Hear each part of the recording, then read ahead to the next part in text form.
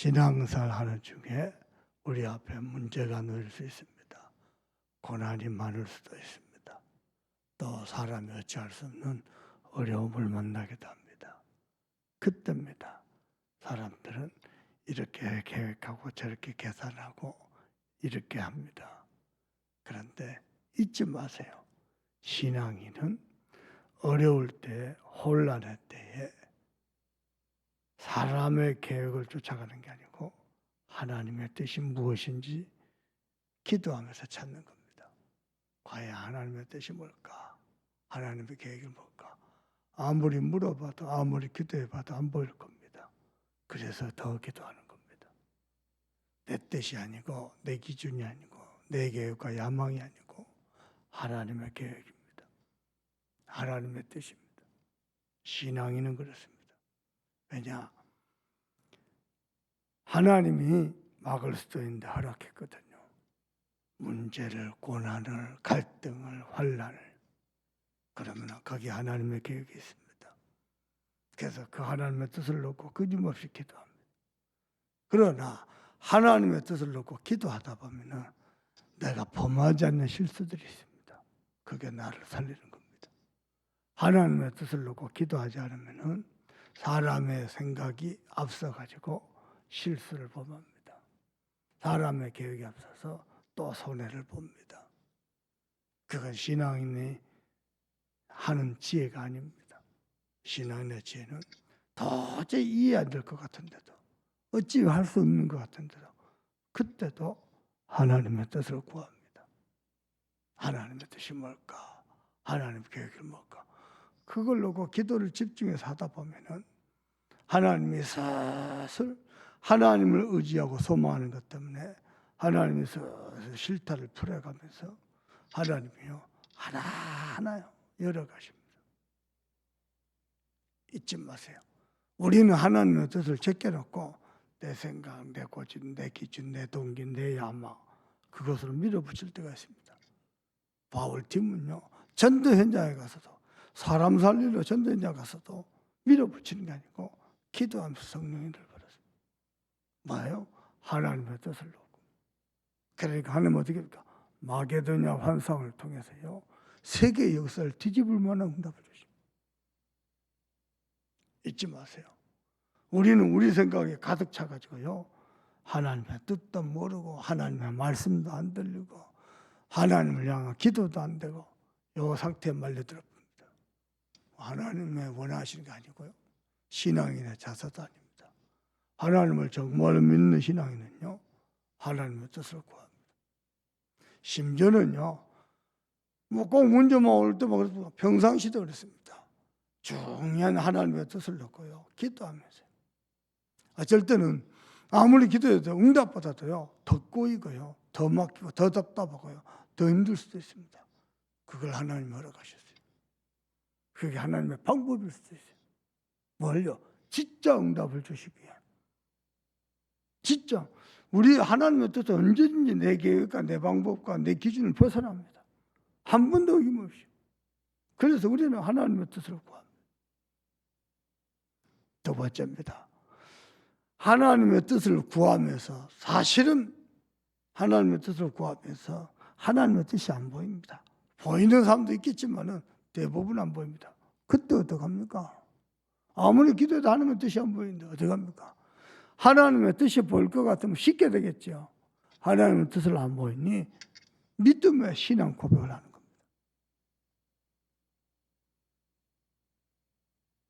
믿음의 신앙 고백을 하잖아요.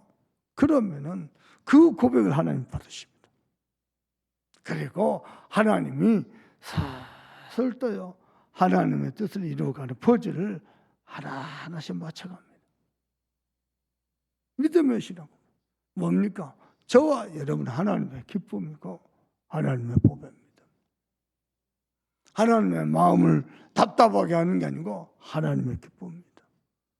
많은 하나님의 기쁨 중에서도 저와 하나님의 중요한 뜻을 이루는 데 쓰임받을 하나님의 보배입니다. 이걸요 정말 알고 누리는 거예요. 대혼란의 시대 저와 여러분 정말 취해야 될 신앙의 자세는 뭐냐? 끊임없이 하나님의 뜻을 구하는 거예요. 기도하다 보면요, 내 마음에 확정이 될 만한, 확신이 될 만한 하나님의 뜻대로 보입니다. 아, 하나님이 끊임없이 갱신하라구나. 끊임없이 우리가 바르게 전도운동을 가도록 하나님 우리에게 기회를 주시는 거구나. 하나님의 뜻이 보입니다. 그러면요, 안 보일 때도 마찬가지입니다. 보일 때도 마찬가지고, 하나님의 뜻이 혹 보여도 뭐가 빨리 이렇게 뭐 되는 게 아니거든요. 왜냐? 하나님 그 혼란을 허락하셨기 때문에. 그러면 어떻겠냐? 하나님이 언젠가는 복음도 회복하고 기도도 회복하고 전도도 회복하셔서 당신이 원하시는 언약의 운동을 지속하실 것이다 라는 저와 여러분의 신앙 고백을 하나님 원하십니다. 그리고 세 번째입니다. 하나님의 뜻도 알게 되고 하나님의 뜻을 위해 기도도 하고 그러면서요, 정말 우리의 신앙 고백도 하고, 그런데 결정적인 순간에 선택할 때 우리는요, 성령의 인도받는 게 아니고 여전히 하나님의 뜻에 캄캄하다 증거로 내 기준대로, 내 생각대로, 내 고집대로, 내 동기대로 밀어붙입니다. 신앙생활은 그게 아닙니다. 끝까지 성령 인도받는 겁니다. 그래서 하나님 안 하시면 안 하는 겁니다. 하나님 하게 하시면요, 아무리 입장이 어려워도 우리는 믿음으로 도전하는 겁니다. 그래서 말씀이 뛰면 뛰는 거고 말씀이 멈추면 멈추는 겁니다. 그게 성령의 인도입니다. 여러분의 기도 속에서 유럽 선교 여정을 다녀온 중에 제가 오랫동안 마음에 품었던 거 하나 있습니다. 마틴 루터의 종교개혁 현장. 이번에 기회가 돼서 가게 됐습니다. 어떤 심정으로 했을까? 전 유럽 교회가 루터를 죽이려고 하는데 어떻게 버텼을까? 어떤 심정이었을까? 그리고 그 순간순간부터 하나님 위에서 부어주시는 그 뜨거운 하나님의 은혜는 어땠을까? 한 이틀에 걸쳐서 마틴 루터가 목회하던 현장, 그 주변에. 그리고 또 하나는요, 마지막에 숨어서 성경을 번역하던 그 자리, 주변을 봤습니다. 지금은요, 세월이 지나서 없어졌어요. 세월이 지나서 없어졌어요. 근데 사진은 남아있어요. 마틴 루터가 영적 싸움하면서, 사단과 싸움을 하면서요, 싸우다가, 기도하다가 잉크병을 던집니다. 그 잉크병이 박혀가지고 깨지면서 묻은 그 흔적, 사진으로만 하면 세월이 흘러서 잉크 자국 다 없어지고, 보면서요, 야, 어떻게 사명을 다 완수할 수 있었을까? 전 유럽 교회가 마틴 루터를 죽이려고 하니까요, 루터가요, 종교개혁을 포기할까? 이런 마음도 있었어요. 그러다가 갑자기요, 루터 사모가요, 상복을 입고 나타나는 거예요. 뭐 누가 죽었냐? 왜 상복을 입고 나타났냐? 그때 루터 사모의 고백입니다. 누가 죽었다고. 누가 죽었냐? 하나님이 돌아가셨다고. 아, 이 사람은 무슨 농담을 해도 하나님 돌아가시다니. 당신 얼굴 보니까 하나님 돌아가셨다고. 그제서 루터가 정신을 차립니다. 그리고 종교개혁을 완성합니다. 그리고 그 방에 갇혀서 11개월 동안 신약 성경, 헬라어 성경을요, 번역합니다. 독일어로. 그래갖고 전 세계 이 부분, 그래가지고 우리가 성경을 바꾸는 거예요. 그 이전은요, 일반 백신들은 성경을 읽을 수도 없고 가질 수도 없고, 하나님이 한 시대를 뒤바꿔. 잊지 마세요. 사람이 많은 계획을 세울지라도 오직 여호와의 뜻만 온전히 서리라 그랬어요. 잊지 마세요. 저와 여러분, 그 하나님의 온전한 뜻을 놓고 기도하는 겁니다. 기도해도 모릅니다. 모르니까 더더욱 하나님의 뜻만 이루어지길 기도합니다. 이게 올바른 기도입니다. 그리고 두 번째, 그 혼란의 상황 속에서, 그 어려움 속에서 저와 여러분 신앙 고백하는 겁니다. 주는 그리스도시여 살아계신 하나님의 아들이십니다. 우리는 하나님의 기쁨이요 하나님의 복이다. 아멘입니까? 신앙 고백. 그럼 하나님 회복하십니다. 저는 요즘 많이 봅니다. 오래전에 저를 어렵게 했던 사람들. 왜? 혼자 내가 예수 믿었거든요. 지금 봅니다. 아, 하나님이 보여주시는구나. 하나님이 살아계신다는 거. 믿음이 뭔다는 거. 복음이 뭐라는 거. 하나님이 알게 하시구나. 세월은 걸렸지만은, 하나님이 그때그때 신앙 고백하게 하는 거. 또 내가 신앙 고백 드렸던 거.